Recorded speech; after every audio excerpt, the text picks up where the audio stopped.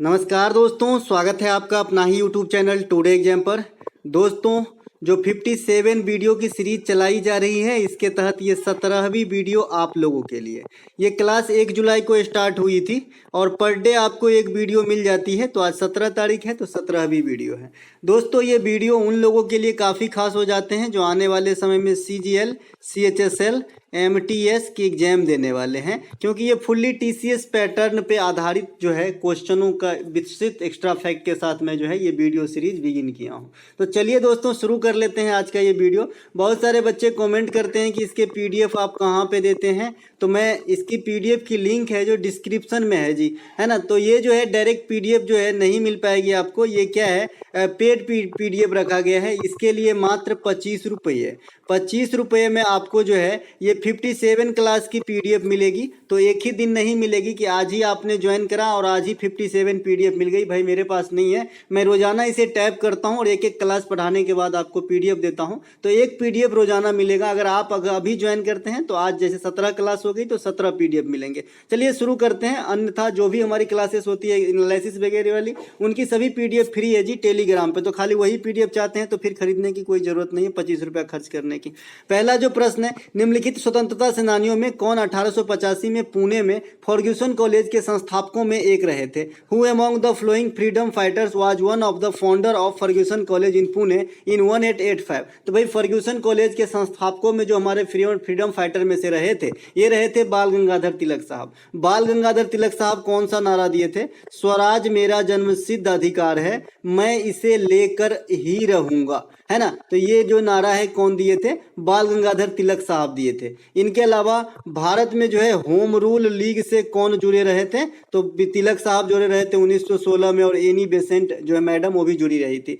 तो ये सब जो है तिलक साहब के कुछ जो है अच्छे और मतलब बड़े बड़े आंदोलन में जो भाग लेने वाली घटना है, इनको जरूर ध्यान रखें ताकि आपको एग्जाम में दिक्कत ना हो, जिसमें से होम रूल सबसे प्रमुख है इनका 1916 में।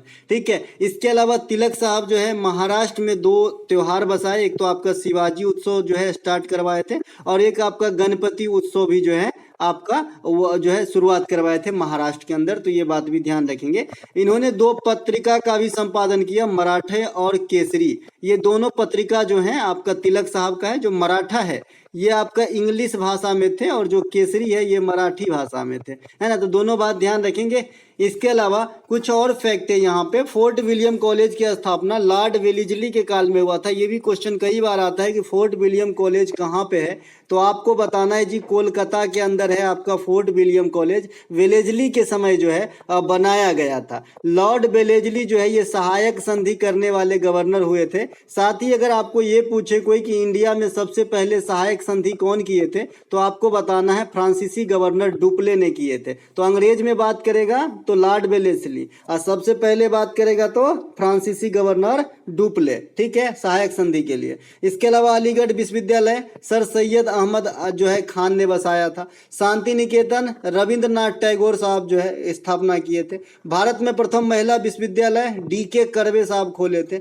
भारत में पहले बालिका स्कूल सावित्रीबाई फुले ने खोली थी। सावित्रीबाई फुले को फर्स्ट महिला टीचर भी कहा जाता है इंडिया के अंदर। तो ये बात भी ध्यान रखेंगे। प्रधानमंत्री आवास योजना शहरी किस मंत्रालय के द्वारा शुरू की गई थी? प्रधानमंत्री Awas Yojana urban was launched by which ministry? तो भैया ये आवास और शहरी मंत्रालय के द्वारा शुरू किया गया था 2015 ईस्वी में। ठीक है। प्रधानमंत्री आवास योजना ग्रामीण भी है, ये और कुछ नहीं है, इंदिरा आवास योजना का रूपफॉर्म किया हुआ नाम है, रूपांतरित किया हुआ जो है भाग है ना, जिसकी स्थापना जो है 2016 में किया गया। ठीक है, स्थापना क्या मतलब इनका नाम बदला गया। मतलब ये वाला जो प्रारूप है प्रधानमंत्री आवास योजना, ये 2016 में स्टार्ट किए गए थे, है ना। इसके अलावा प्रधानमंत्री आवास योजना ग्रामीण का लक्ष्य क्या था कि भाई 2022 तक जो है सभी घरों को जो है बुनियादी सुविधाओं के साथ पक्के घर में तब्दील करना ग्रामीण इलाके में। ठीक है, लेकिन ये जो है संभव नहीं हो पाया क्योंकि हम 23 में जी रहे हैं, है ना। इसके अलावा प्रधानमंत्री आवास योजना ग्रामीण विकास मंत्रालय के अंतर्गत कार्यरत है। जो प्रधानमंत्री आवास योजना ग्रामीण है ना, ये किस मंत्रालय के अधीन है? तो ग्रामीण विकास मंत्रालय का। जो शहरी है अभी आपने देखा आवास एवं शहरी मंत्रालय के अंतर्गत है। ठीक है, हाल में ही प्रधानमंत्री आवास योजना ग्रामीण में लक्ष्य के अनुकूल प्रदर्शन करने वाला पहला राज्य कौन बना है? तो उत्तर प्रदेश बना है, जहां पे 91% तक जो है काम को देखा गया है। ये हाल फिलहाल की बात है, जो आपके करंट सेक्शन में क्वेश्चन जब आप उस समय क्वेश्चन दोगे तो वहां पे आएगी, क्योंकि अभी ज्यादा दिन आंक के नहीं हुआ है। ठीक है, इसके अलावा अगर बात करेंगे कि जो भाई मतलब टॉप रेटिंग में कौन रहे, कौन सा राज्य रहा प्रधानमंत्री अर्बन वाले में, तो आपका कौन रहा था? उत्तर प्रदेश रहा था 2021 के अनुसार। ठीक है, तो ये बात भी ध्यान रखेंगे। निम्नलिखित में से किस मुगल शासक ने आलमगीर विश्व विजेता है ना की उपाधि धारण की थी? Which of the following Mughal ruler assumed the title of Alamgir विश्व कॉन्क्योरर? तो भैया ये औरंगजेब जो है अपने आप को विश्व विजेता का उपाधि धारण कर लिए थे, जिसे आलमगीर भी कहा जाता है। इनके अलावा औरंगजेब को एक और नाम कहा जाता है जिंदा पीर या जीवित साधु कहा जाता है। तो ये बात भी ध्यान रखेंगे। औरंगजेब जो है आपका मुगल वंश में शाहजहां के बाद जो है सत्ता में आए थे। शाहजहां कब आए थे? 1627 में। कब तक रहे थे? 1658 तक। इसके बाद जो है कौन आ गए भैया? औरंगजेब आ गए, है ना। औरंगजेब का मकबरा कहाँ पे है? खुलदाबाद में है। अगर आप मुगल वंश की 2 4 5 शुरू से याद नाम रखें तो बहुत ज्यादा बेटर है, क्योंकि अगर आप सीजीएल वगैरह की एग्जाम कंडक्ट करने जाते हैं या फिर कोई भी एग्जाम अगर मान लीजिए कि ऐसा क्वेश्चन आता है कि क्रम से सजाइए, तो आपको जो है याद रहेगा तबे ना सजाओगे। तो पहले से ध्यान रखना चाहिए। तो सबसे पहले मुगल वंश में बाबर आया, फिर आपका हुमायूं आया। हुमायूं का मुगल वंश में अभागा शासक कहा जाता है। फिर जो है अकबर आए। अकबर क्योंकि उसका जो शासन काल है काफी उतार चढ़ाव भरा रहा। अकबर के बाद उनका बेटा जहांगीर आए, जिनको सलीम कहा जाता है। इसके बाद सलीम के बाद आ गया आपका जी शाहजहां, और शाहजहां के बाद आ गया जी आपका औरंगजेब, और अंतिम शासक कौन हो गया जी? बहादुर शाह जफर द्वितीय, जिनको लेकर अंग्रेज कहाँ चले गए? बर्मा, है ना। वहीं पे उनकी मृत्यु हो गई। औरंगजेब का मकबरा कहाँ पे है? खुलदाबाद में है। औरंगजेब ने 1673 में लाहौर में बादशाही मस्जिद का निर्माण करवाया था। पिछले साल का जो जीडी हुआ था ना, इसी साल हुआ था जीडी, उस एग्जाम में ये क्वेश्चन पूछा गया था। औरंगजेब अपनी पत्नी रबिया दुर्रानी की स्मृति में बीवी का मकबरा कहाँ बनवाए हैं? औरंगाबाद महाराष्ट्र में। देखिए औरंगाबाद बिहार में भी है। इसके अलावा औरंगजेब ने दिल्ली में स्थित लाल किले के अंदर जो मोती मस्जिद का निर्माण करवाया है, ये औरंगजेब करवाया है। ठीक है, मोहम्मद गजनी के अलावा सोमनाथ मंदिर पर जो हमला करने का प्रयास किया था, ये आपका औरंगजेब भी थे। तो इनका नाम मंदिरों के तोड़ फोड़ से भी जुड़ा जाता है। ये शासक रहे थे मुगल वंश के अंदर। इसके अलावा फरवरी 2023 में मेघालय के नए राज्यपाल के रूप में किसने शपथ ली? Who took oath as the new governor of Meghalaya in February 2023? तो भैया ये फागू चौहान है, जो पहले बिहार के राज्यपाल हुआ करते थे, अभी जो है ये मेघालय के राज्यपाल हैं। जैसा कि आप जानते हैं कि फरवरी 2023 में काफी सारे राज्यपाल का जो है तबादला एक ही साथ किया गया, है ना। तो इनमें जो है फागू चौहान को बनाया गया आपका मेघालय में। मेघालय में जो मैं 2 त्योहार बताया उसे जरूर ध्यान रखेंगे। एक बांग्ला महोत्सव आता है आपके एग्जाम में काफी बार, और एक नोंगक्रेम, है ना। नोंगक्रेम इस प्रकार से नृत्य है ना। तो दोनों जो है आपका कहाँ का है? जो है मेघालय का। मेघालय में गारो खासी जयंतिया भी है। गारो खासी जयंतिया, है ना। ये पहाड़ भी है और जनजाति का भी नाम है ना। तो दोनों बात ध्यान रखेंगे, है ना। मेघालय के अंदर ही सबसे ज्यादा बारिश होती है मासिनराम में। अब जो पहले थे आपका मेघालय के, ये बीडी मिश्रा साहब थे, जो अतिरिक्त प्रभार में थे। तो अब बीडी मिश्रा कहाँ आ गए हैं भैया? तो केंद्र शासित प्रदेश जम्मू कश्मीर के उपराज्यपाल है। अच्छा, जम्मू कश्मीर के नहीं है ये। बीडी मिश्रा साहब जो है लद्दाख के हैं। यहाँ पे थोड़ा सा काटना पड़ेगा भैया, लद्दाख के हैं, है ना। जम्मू कश्मीर के जो है अभी भी मनोज सिन्हा साहब ही बने हुए हैं। पश्चिम बंगाल के राज्यपाल कौन है भैया? डॉक्टर सीबी आनंद बोस हैं। सिक्किम के नए राज्यपाल कौन है? लक्ष्मण प्रसाद आचार्य हैं। इसको जरूर काट के जो है क्लियर कर लीजिएगा। बीडी मिश्रा जो है लद्दाख के बन गए हैं, जम्मू कश्मीर के नहीं बने हैं। ठीक है, जम्मू कश्मीर में as it is Manoj Sinha sahab जो है विद्यमान है। ठीक है, इसके अलावा मैं पीडीएफ में करेक्ट कर दूंगा। इसके अलावा जो है फरवरी 2023 में हिमाचल प्रदेश, सिक्किम, मेघालय, महाराष्ट्र, मणिपुर, नागालैंड, झारखंड, छत्तीसगढ़, आंध्र प्रदेश, असम और अरुणाचल प्रदेश, इन सभी राज्यपाल में जो है नए राज्यपाल की नियुक्ति की गई। तो यहाँ से मैं एग्जामिनर के तरफ से सोच रहा हूँ कि आने वाले शिफ्ट में आपसे क्वेश्चन पूछा जाएगा, अभी नहीं, जो 2 महीने के बाद एग्जाम जैसे एमटीएस वगैरह होंगे, सीएचएसएल वगैरह होंगे, तो उसमें पूछेंगे कि फरवरी 2023 में किस राज्य के राज्यपाल की जो है तबादला नहीं की गई या फिर बदली नहीं की गई, या फिर किस राज्य में राज्यपाल की नियुक्ति नहीं की की गई। ठीक है, तो यहाँ पे जो ये स्टेट का नाम दिया हूं मैं, इसको कुछ थोड़ा दो बार ध्यान से देख लीजिए कि किस राज्य में किया गया। ठीक है, इसके अलावा 1817 में the history of British India पुस्तक के लेखक कौन है? The history of British India पुस्तक के लेखक कौन है? Who is the author of the book the history of British India in 1817? 1817 में लिखी गई ये पुस्तक है जेम्स मिल के द्वारा। ठीक है, द पार्टीशन ऑफ इंडिया ये भीमराव अंबेडकर साहब के द्वारा लिखा गया है ना। ये वेटिंग फॉर वीजा भी जो है आपके भीमराव अंबेडकर साहब के द्वारा ही लिखा गया है, तो ये बात भी आपको ध्यान रखना है, वेटिंग फॉर वीजा। इसके अलावा अनहैप्पी इंडिया लाला लाजपत राय। लाला लाजपत राय किसके विरोध में जो है लाठी प्रहार के जो है शिकार हुए थे? तो साइमन कमीशन के विरोध में। साइमन कमीशन को गोरों का कमीशन कहा जाता है। 1928 में भारत आया था, लेकिन ये बना था 1927 में। ठीक है, इसके अलावा इंडिया डिवाइडेड के लेखक कौन है? डॉक्टर राजेंद्र प्रसाद साहब हैं। हमारे संविधान सभा के जो परमानेंट जो अध्यक्ष बने थे, ये डॉक्टर राजेंद्र प्रसाद ही बने थे। इनके अलावा द लाइट ऑफ एशिया पुस्तक के लेखक जयराम नरेश हैं, ये भारत के नेता हैं। इनके अलावा द इंडिया स्टोरी के लेखक बिमल जलान है। बिमल जलान साहब को आप जानते हैं, ये आरबीआई के भूतपूर्व गवर्नर रहे हैं,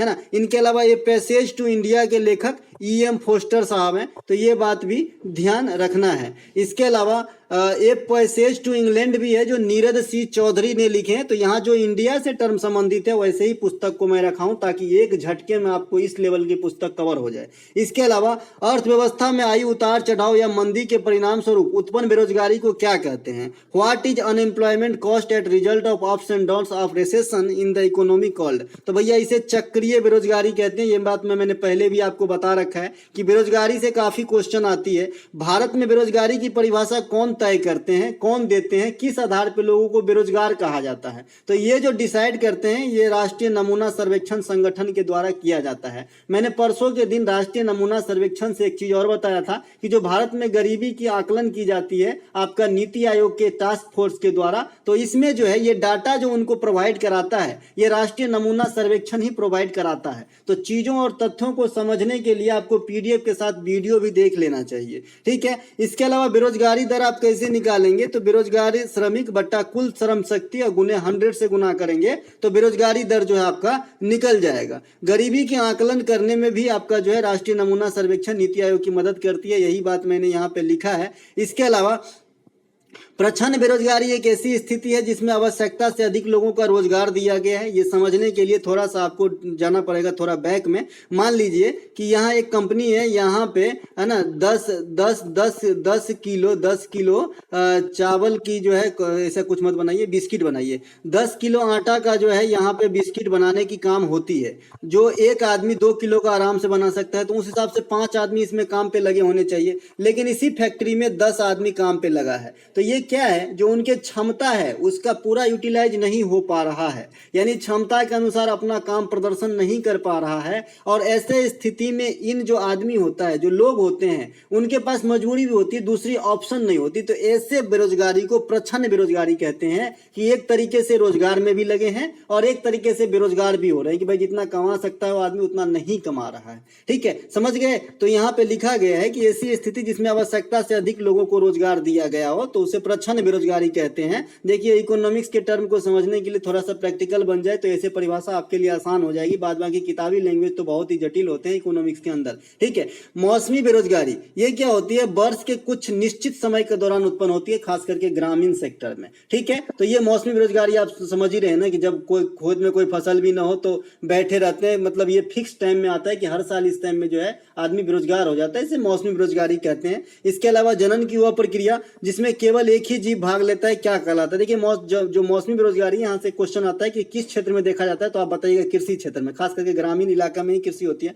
इसके अलावा what is the process of reproduction in which only one जो है ऑर्गेनिज्म पार्टिसिपेट्स कॉल्ड? तो भैया जिसमें वह प्रक्रिया होता है जिसमें केवल एक ही जीव भाग लेता है प्रजनन में, तो इसे किस प्रक्रिया को अलैंगिक जनन कहते हैं। ठीक है, इस प्रक्रिया से गन्ना, आलू, हल्दी, शकरकंद, अदरक, स्ट्रॉबेरी, ये सब की जो है आपका अलैंगिक जनन होती है, ठीक है। इसके अलावा बिना निषेचन के जो है मैंने कल बताया था कि भ्रूण की विकास को पार्थोजेनेसिस कहते हैं, है ना। इनके अलावा कुछ उदाहरण मधुमक्खी और आपका जो है चींटी बताया था। बिना मिट्टी के पौधों का संवर्धन हाइड्रोपोनिक्स कहलाता है। मिट्टी के अध्ययन को याद रखिएगा पीडोलॉजी कहते हैं, इसको ध्यान रखिएगा मिट्टी के अध्ययन को, ठीक है। इसके अलावा लता मंगेशकर ने अपना पहला पार्श्वगीत किस भाषा में गाई थी? In which language did Lata Mangeshkar record her first playback song? तो उनका जो पहला प्लेबैक सॉन्ग था ये मराठी भाषा में गाया गया था। देखिए दोस्तों, मराठी भाषा इंडिया की तीसरी सबसे अधिक बोले जाने वाली भाषा है अकॉर्डिंग टू सेंसस 2011,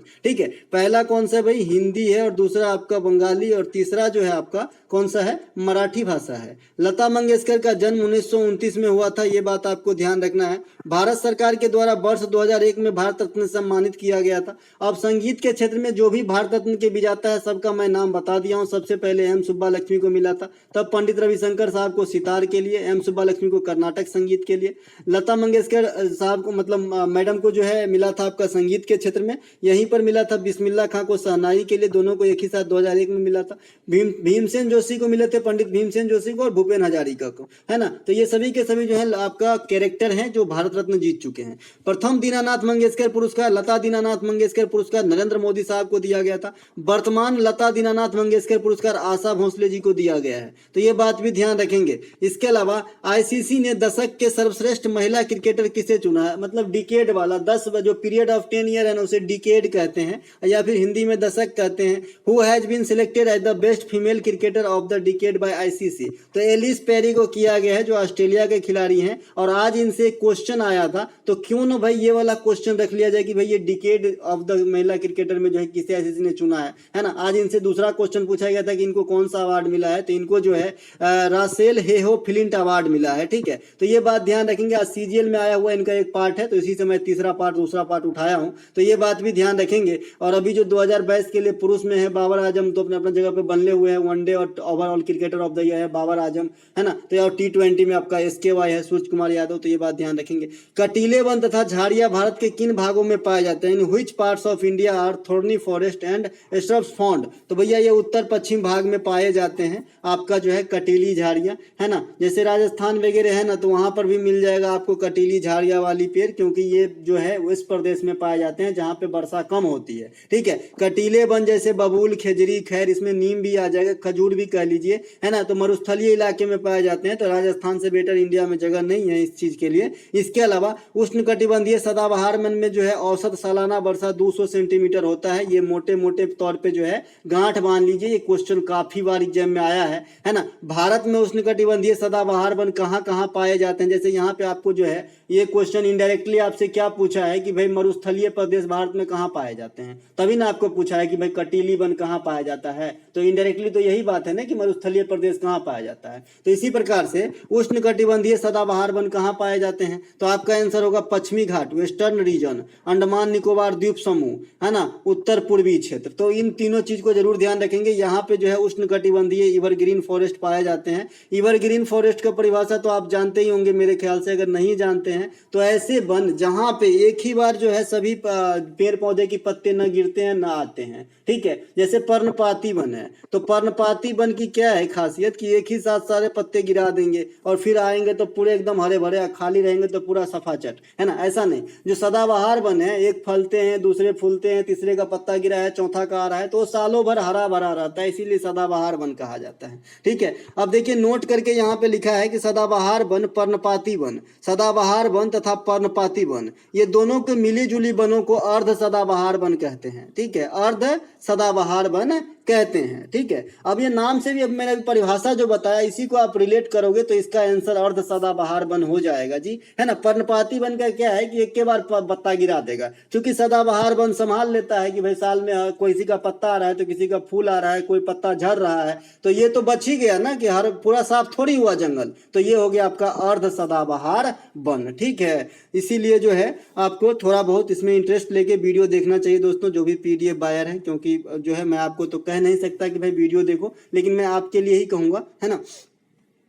पर्णपाती वन, मानसूनी वन। पर्णपाती वन जो है इसे मानसूनी वन भी कहते हैं। इसके जो आपका औसत वर्षा होती है 100 से 200 सेंटीमीटर के बीच में होती है, और 200 से अधिक हुआ तो सदाबहार वन है ना। पर्णपाती वन के जो उत्पाद है ना, ये साल है, शीशम है, शीशम गांव घर में इसे शीशो कहते हैं, है ना, गांव घर में इसे शीशो कहते हैं। काफी लकड़ी इसकी मजबूत होती है। महुआ सभी जानते होंगे, आंवला तो सभी खाते हैं, जानते ही हैं। सागौन और चंदन, चंदन पुष्पा, है ना। तो ये सभी के सभी जो हैं आपके जो पेड़ है, जो उत्पाद हैं, ये किस प्रकार के वन के हैं भैया? तो ये पर्णपाती वन के उदाहरण है ना। चंदन को देके आपके सदाबहार वन ऑप्शन में कई बार मैंने ऐसे प्रश्न बनते देखा है, लेकिन आपको बहकना नहीं है, पर्णपाती ही मारना है। भारत में अधिक वन शुष्क पर्णपाती वन है। अधिकांश जो भारत में वन की मतलब तादाद है, ये कैसे वन है? तो शुष्क पर्णपाती वन है, ठीक है। इस फैक्ट को समझने के लिए वीडियो देखना जरूरी है, इसीलिए मैंने यहाँ पे लिख भी दिया है। इसके अलावा आर्टिकल 46 का संबंध किससे है? देखिए यहाँ पे मैं आंसर ही नहीं लिखा। What is article 46 related to? तो भैया क्या होती है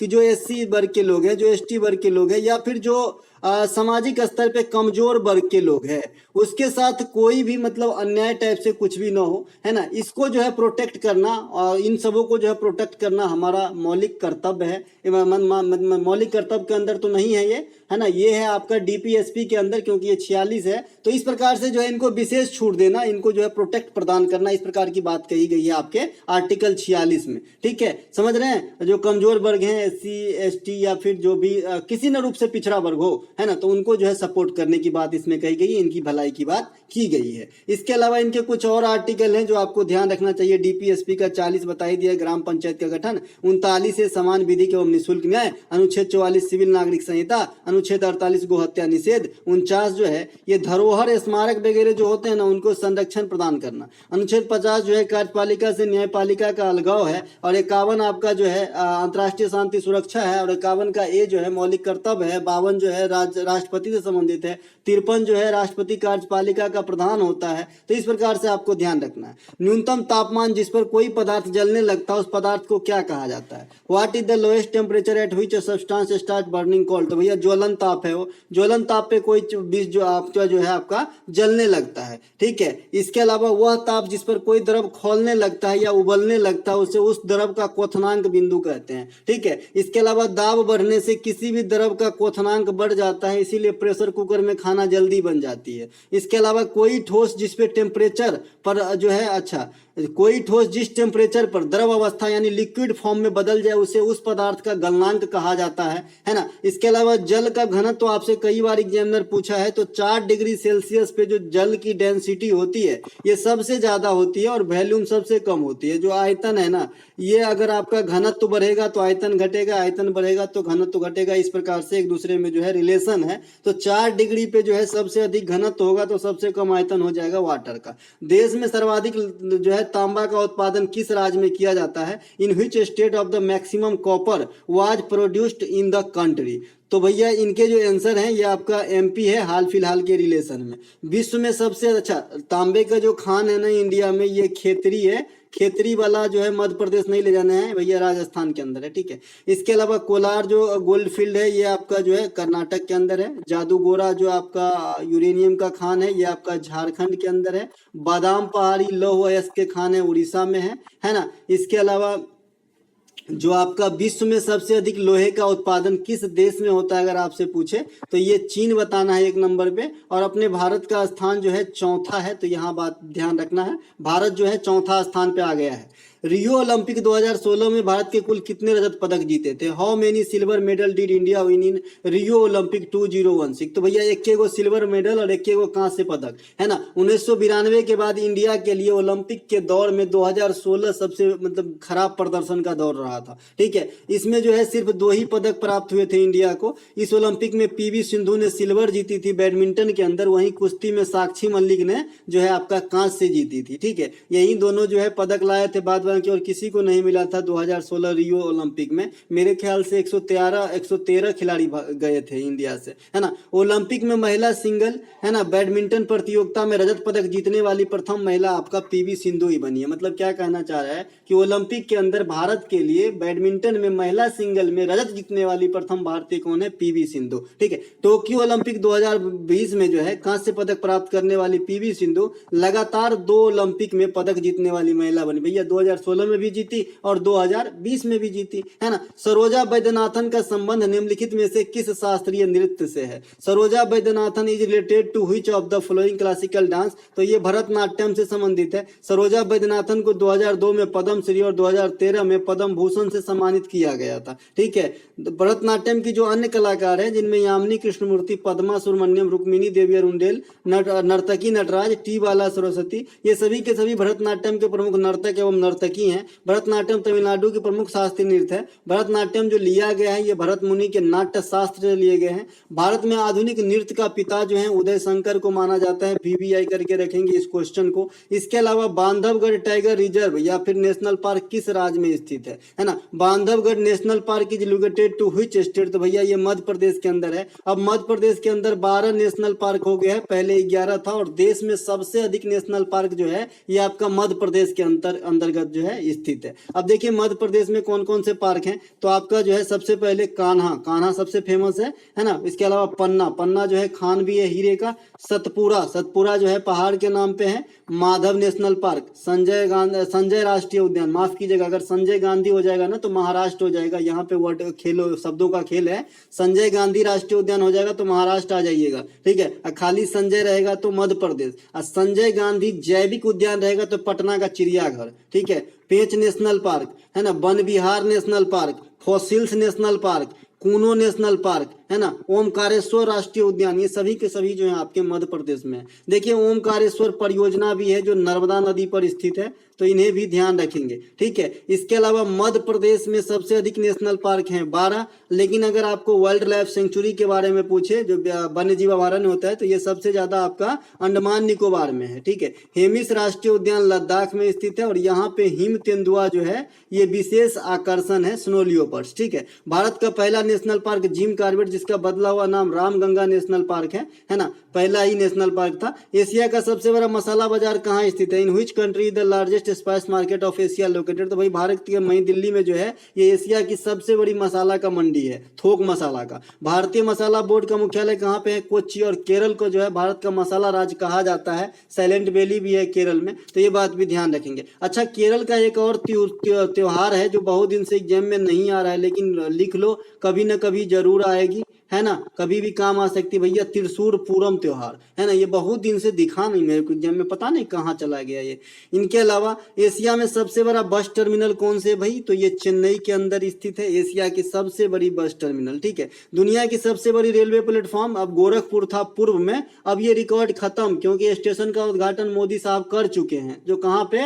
हुबली के अंदर सिद्धारूढ़ा स्वामी स्टेशन, जिसका जो है पुराना नाम हुबली था, जो कर्नाटक में है। ये दुनिया की सबसे बड़ी रेलवे स्टेशन, माफ कीजिएगा, रेलवे प्लेटफार्म वाला स्टेशन बन गया, सही लिखा है, रेलवे प्लेटफार्म वाला स्टेशन बन गया है, यानी इसका प्लेटफार्म गोरखपुर से भी लंबा है। भारत में किस वर्ष रेल बजट और आम बजट को एक साथ पेश किए गए? In which year the rail budget and the general budget were presented together in India? तो देखिए इस प्रकार की बात जो चली ये 2016 में ही चली, लेकिन जो वित्तीय ईयर 2017 हुआ उसमें जो है आपका इसको जो है एक ही रूप से मर्ज करके बजट पेश किया गया, ठीक है। रेल बजट को आम बजट से जो मतलब मिलाने की जो कमेटी बैठी गई थी, ये विवेक देवराय कमेटी है, VVI कर लीजिएगा, है ना। अभी रेलवे की माहौल थोड़ी सी गर्म है, जैसा कि आप जानते हैं ओडिशा के बालासोर वाली घटना से, तो ये वाली क्वेश्चन एग्जामिनर जो है एक आध महीने के बाद जो एग्जाम होगी वहां पे लिखेगा। इसके अलावा रेल बजट को आम बजट से अलग करने वाली जो कमेटी थी ये आपका एक बर्थ कमेटी थी, आई थिंक 1924 में हुआ था,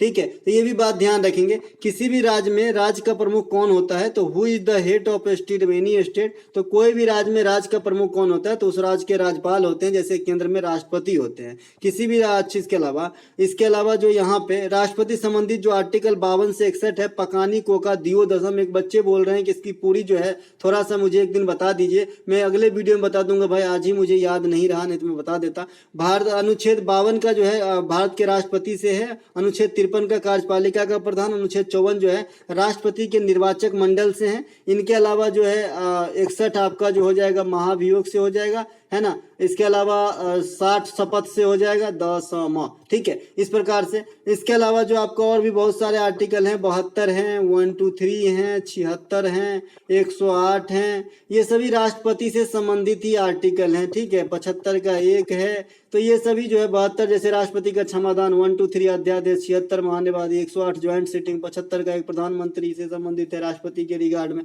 तो ये सभी के सभी जो हैं राष्ट्रपति से संबंधित आर्टिकल है, तो ये बात भी ध्यान रखेंगे। 280 भी रख लीजिए, वित्त आयोग का गठन करते हैं राष्ट्रपति।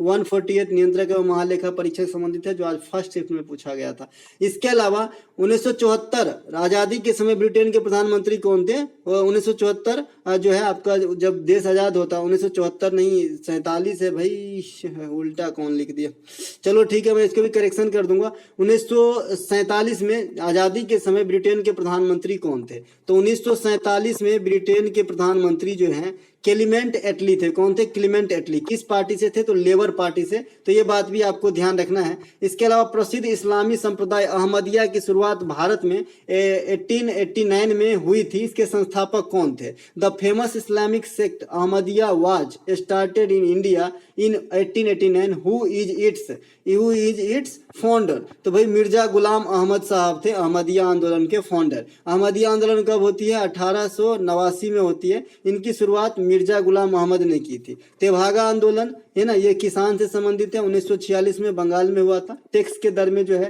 वृद्धि नहीं करना चाह रहे थे वहां पे, इसीलिए हुआ था। पागलपंथी विद्रोह बंगाल में ही हुई थी। अहोम विद्रोह असम में हुई थी। इनके नेता अभी अभी पूछा गया था आपका फेज 10 में, तो गोमुधर कबर है। ये कब हुआ था? 1828 में हुआ था। दोस्तों ये थे इस वीडियो का अंतिम क्वेश्चन। अगर आपको अच्छा लगे तो लाइक करें, सब्सक्राइब करें। मिलेंगे हम अगले वीडियो में, तब तक के लिए जय हिंद। और ये पीडीएफ आपको हमारे टेलीग्राम चैनल जो है पे नहीं देके नीचे डिस्क्रिप्शन में लिंक दिया गया है, उस लिंक पे आप मैसेज करेंगे व्हाट्सएप में से, तभी आपको बता दिया जाएगा कि पीडीएफ कैसे मिलेगी, है ना। ये 57 वीडियो की सीरीज की आज 17वीं वीडियो समाप्त हुआ। कल हम मिलेंगे 18वीं वीडियो में, तब तक के लिए जय हिंद।